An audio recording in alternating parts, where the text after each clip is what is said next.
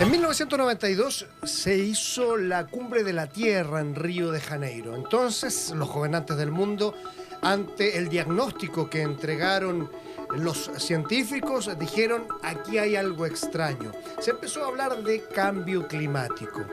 Y dijeron: tenemos que ponernos de acuerdo para lograr aunar los esfuerzos que mitiguen esto, que nos ayuden a adaptarnos. Incluso en ese minuto se habló de tratar de volver a como era la vida antes. Han pasado décadas de aquello y no han logrado ponerse de acuerdo ni adaptar las necesidades de los seres humanos y de la vida a este nuevo escenario. ¿Y en qué se basaron cuando dijeron aquello?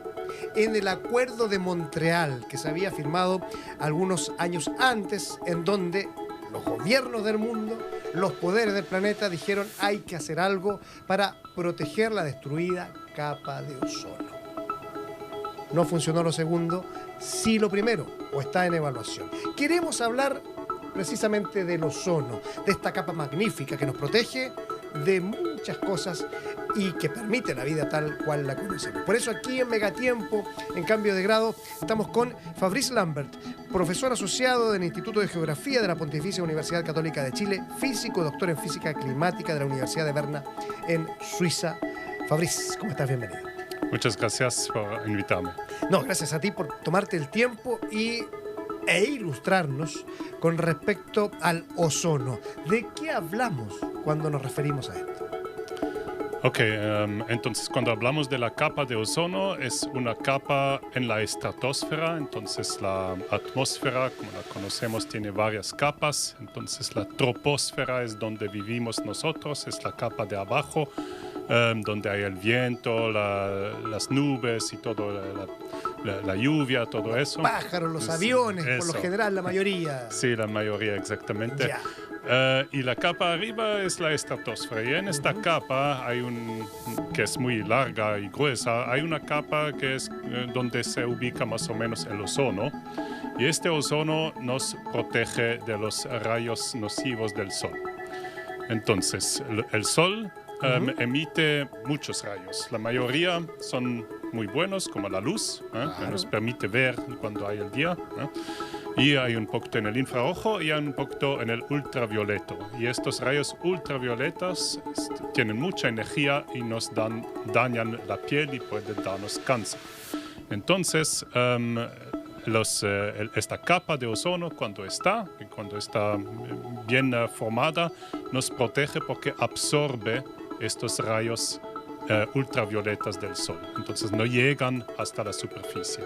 Perfecto, o sea, eso permite la vida tal como la conocemos, que no tengamos, por ejemplo, cáncer a la piel, que no se nos manche la piel o otra serie de complicaciones, porque filtra la energía que envía el sol hacia la Tierra. ¿Pero qué está pasando con ella? Ya, entonces, en el siglo XX empezamos a construir estos refrigeradores y toda la cadena de frío, que es muy importante porque obviamente nos permite tener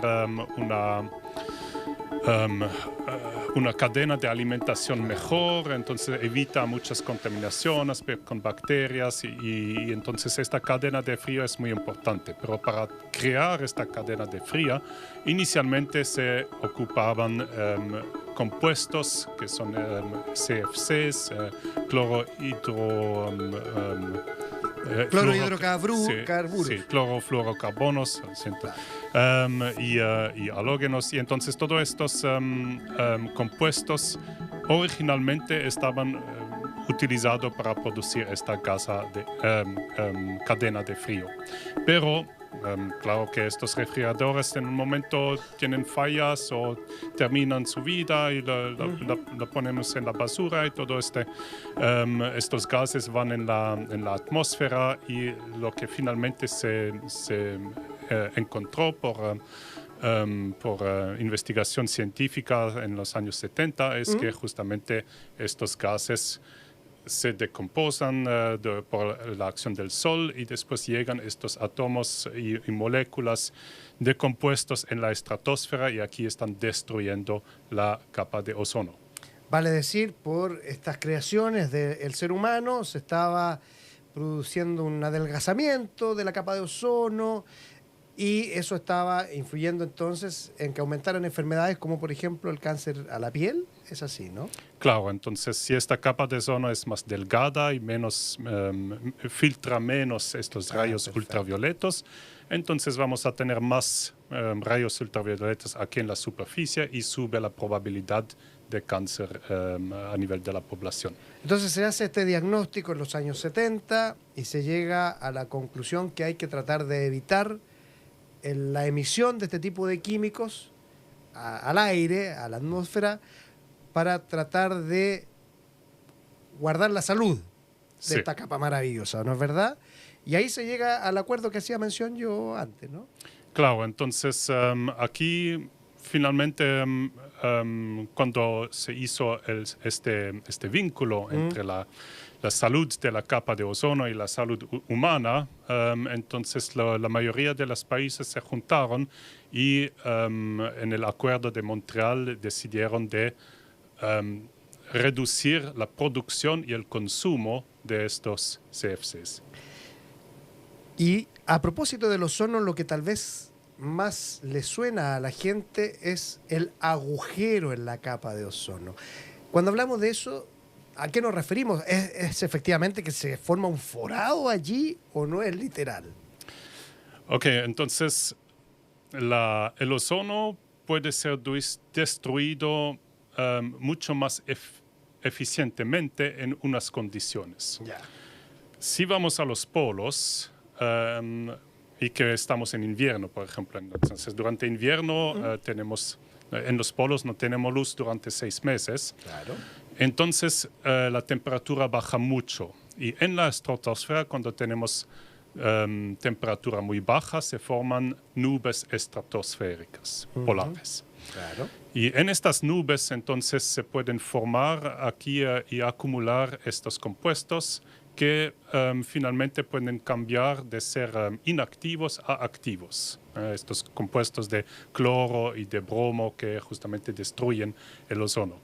Y después en la primavera, cuando llega el sol y trae sus rayos y su energía, entonces puede empezar el proceso muy eficientemente de destrucción de ozono, porque todos estos átomos de bromo y cloro están listos y viene el sol y con el sol, con estos rayos, entonces pueden empezar toda esta cadena de destrucción de la capa de ozono. Entonces es para esto que especialmente en los polos, donde hace muy frío durante invierno y después viene el sol, entonces que la destrucción de ozono es muy, muy efectiva.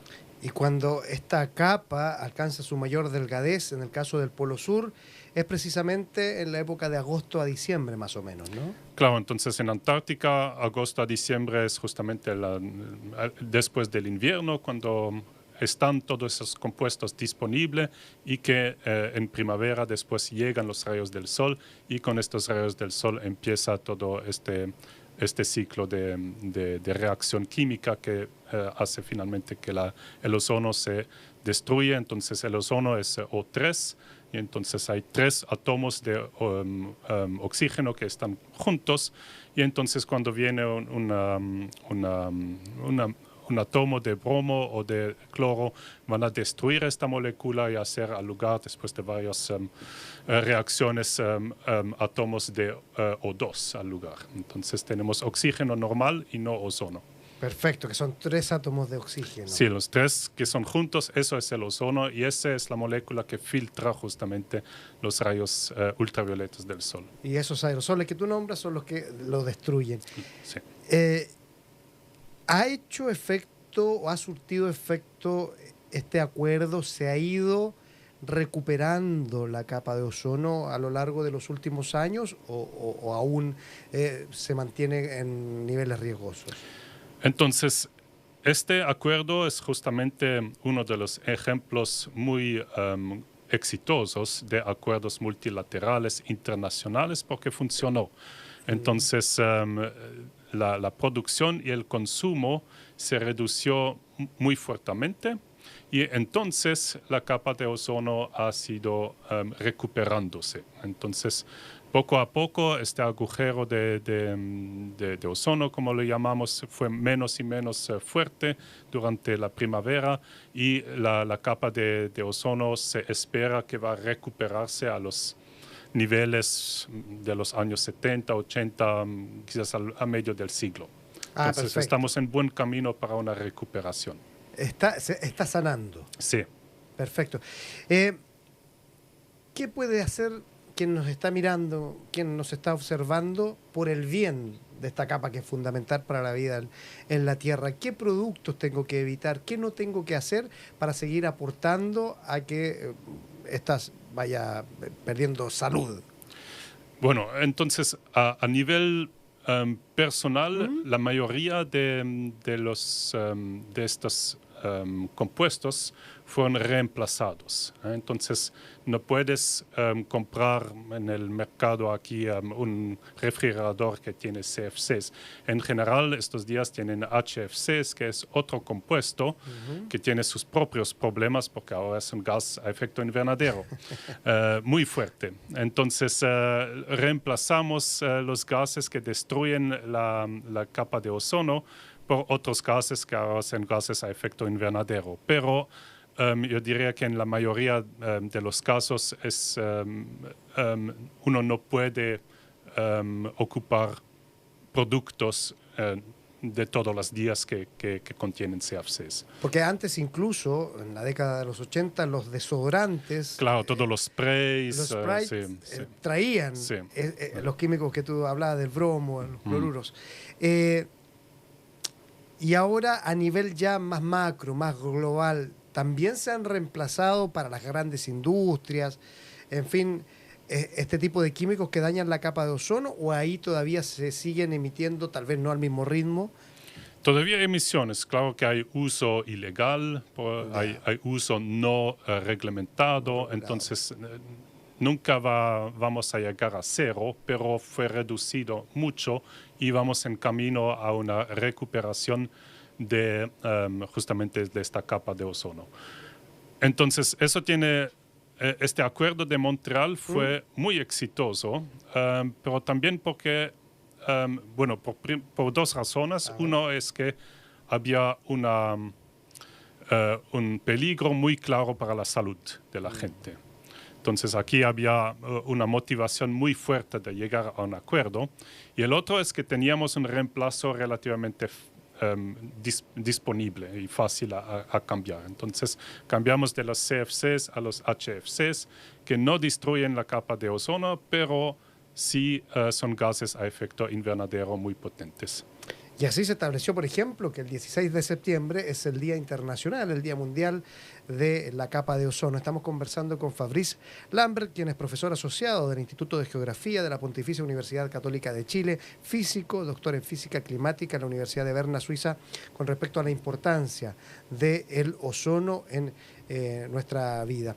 Hablaste en un comienzo que filtran los rayos del sol y categorizaste dos.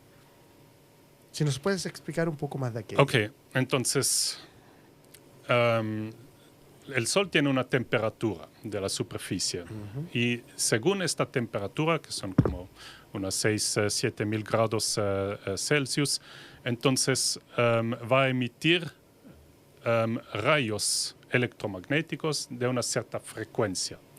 Y esta distribución de los rayos que emite el Sol depende justamente de la temperatura y es bien definida. Entonces, esta distribución significa que van a llegar a la Tierra muchos rayos visibles, entonces amarillo, verde, azul, todos estos colores que conocemos, estos son los rayos, el espectro visible. Claro. Afuera de este espectro visible tenemos otros rayos, hasta el radar, el radio, los rayos X, todo eso son exactamente las mismas ondas electromagnéticas, simplemente en otras frecuencias que la luz visible. Entonces nosotros en la evolución del humano hemos evolucionado ojos que pueden ver justamente dónde está este máximo de cantidad de rayos que viene desde el Sol, que es el rango visible. Pero al mismo tiempo, entonces hay un poquito también en el infrarrojo y hay un poquito en el ultravioleta. Entonces, en el ultravioleta, en la parte más energética de estos rayos, viene poco, pero sí viene algo. Y esto es la parte que también viene del Sol, que son estos rayos ultravioletas que son filtrados, eso significa que son absorbidos por estos átomos de ozono. Sí, y ahí es donde uno siempre llama a la prevención, a proteger la piel, los ojos de la radiación o los rayos ultravioleta. Eso sigue siendo fundamental pese a esta recuperación que estamos viendo de la capa de ozono. Sí, eso es fundamental todavía. Entonces, el daño a la piel, de nuevo, es un poquito estocástico. El cáncer, unas personas tienen más riesgo, otras personas tienen menos riesgo debido a condiciones genéticas, pero también a comportamiento. Entonces, si uno va más al sol, entonces hay más riesgo. Eso no significa que todas las personas que van mucho al sol sin protección van a tener cáncer. Es solamente la probabilidad que tienen cáncer va a subir. Entonces, si tomamos 1 millón de gente que van sin protección al sol, vamos a tener más personas en este millón de gente que tienen cáncer que en 1 millón de gente que sí ocupan protección. Entonces, la idea es que cada uno de nosotros pone protección, estas cremas, para disminuir el riesgo de cáncer, porque esto es cumulativo durante la vida. Poco a poco se va a acumular este daño y cuando tenemos 60 y 70 años, quizás vamos a tener un cáncer que no tendríamos si habríamos, quizás. Todo es probabilidades, nada es seguro, pero con protección quizás no tendríamos este cáncer a los 60, 70 años. Exactamente. Uno habla del agujero en la capa de ozono y dice ya, en los polos. Y si estoy en sectores ecuatoriales, de todas maneras puedo tener también una afectación.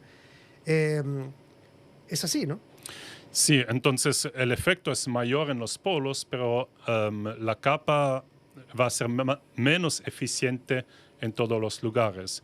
Entonces, aunque claro que después en el Ecuador en particular es donde el efecto va a ser lo menos grave, pero sí toda la capa va a ser menos eficiente al final para filtrar estos rayos. Es para esto que en particular Australia, por ejemplo, y en Australia había una campaña muy fuerte en los años 90 para protegerse del sol, porque, bueno, hasta en nuestras latitudes, aquí también en Chile central, es un problema. Si usted mira los niveles de rayos UV durante verano, es casi siempre en el morado, que es el mayor, el nivel más extremo. Entonces, siempre es un problema mayor para la población. Alguien que lo puede estar viendo puede pensar ya, al tener una capa de ozono más delgada, menos densa, hace más calor. ¿No necesariamente se produce esa relación? No. Son cosas diferentes. Sí. Ok, entonces el ozono va a absorber estos rayos, pero está en la estratosfera. Y aquí en la estratosfera entonces va a subir la temperatura porque va a redistribuir esta energía que absorbe como rayos infrarrojos de calor. Entonces en la estratosfera sí esto tiene un efecto de calor. Para nosotros abajo aquí el efecto es mínimo en términos de energía en comparación a toda la luz visible. Entonces no es que vamos a tener más calor abajo aquí, vamos solamente a tener más cáncer. Perfecto. Aprovechando tu presencia, hablemos un poquito de esto del efecto invernadero. Porque tú dices, claro, se reemplazaron compuestos químicos que dañaban la capa de ozono por otros que hacen que se acelere este calentamiento global sostenido y acelerado, que estamos padeciendo. ¿Cuál es tu análisis al respecto? Y si nos puedes ilustrar un poquitito por qué está subiendo la temperatura promedio del planeta. Ok, entonces el efecto invernadero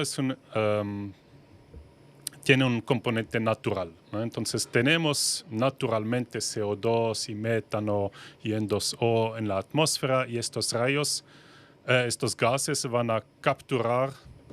Ok, voy a empezar Por favor, en el balance tranquilo. energético. ¿Ya? Sí, entonces recibimos rayos desde el sol, recibimos energía. Perfecto. Ok, esta energía va a subir la temperatura de la Tierra. Entonces la Tierra también tiene que perder energía para quedarse en balance.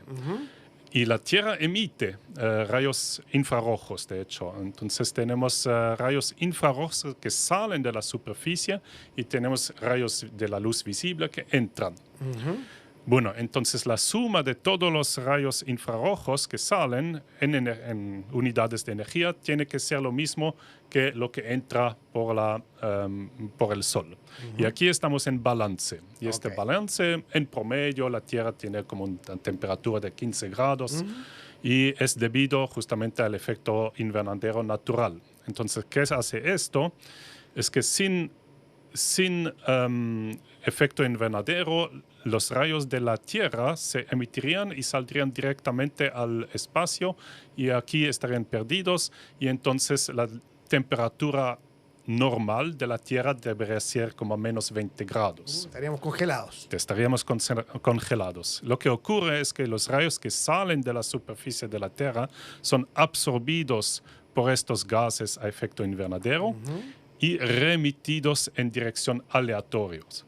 Entonces, de los rayos que salen, unos son remitidos por abajo y entonces se suman a lo que viene del Sol y entonces sube la temperatura. Se produce el desbalance. Eso, hay un desbalance natural. Ahora, si aumentamos la concentración de gases a efecto invernadero, eso significa que vamos a aumentar este efecto y vamos a tener más rayos que se emiten desde el Sol, desde el suelo, no del Sol, lo siento, del suelo, que vuelven al suelo y que se sumen a lo que viene del Sol y entonces sube la temperatura de la superficie finalmente hasta que se balance arriba de la temperatura, arriba de la atmósfera, lo que entra y lo que sale.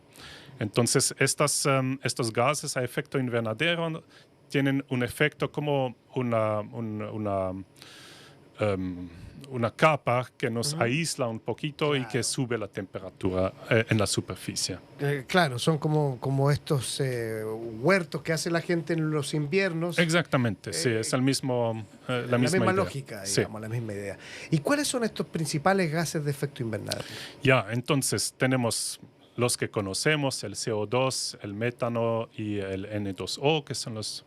Y el vapor de agua. El vapor de agua es también... No se habla del vapor de agua. No se habla es porque es más algo de natural. Claro. No lo emitimos, todavía no lo emitimos. Quizás cuando cambiamos todo a hidrógeno vamos a emitir...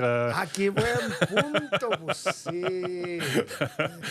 Pero bueno, es un gas que es en cantidades muy altas naturalmente en la atmósfera.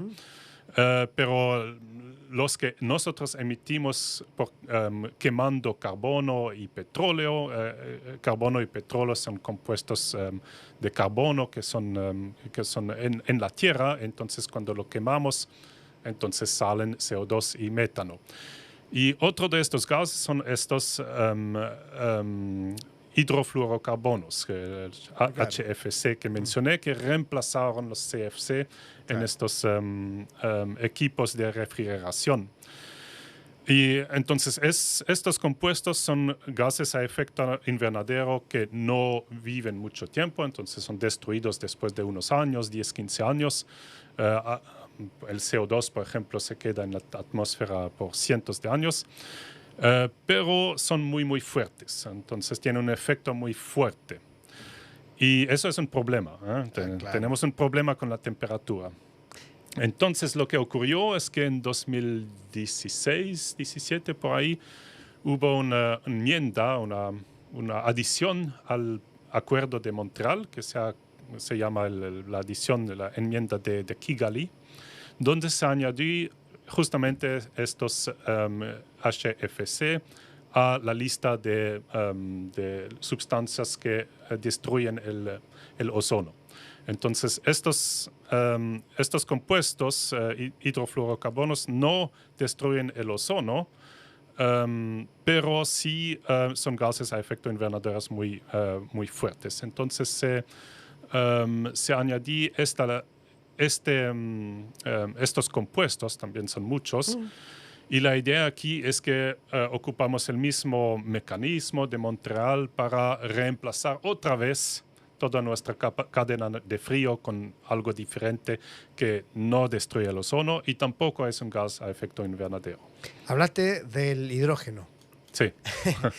Hay muchos hidrógenos que son identificados por el color, ¿no? Sí. El hidrógeno verde se supone que es un hidrógeno...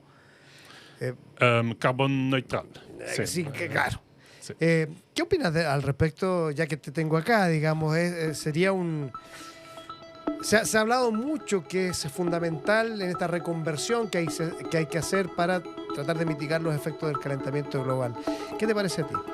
Mira, entonces hay muchas... hay muchas... ¿Y compuestos con el hidrógeno? Sí, No, hay muchos caminos. Caminos, ya. Hay muchos caminos que nos llegan a un mundo mejor. Perfecto. Lo que todos tienen en común es la descarbonización. Correcto. La descarbonización es lo más importante. Tenemos que dejar de emitir carbono.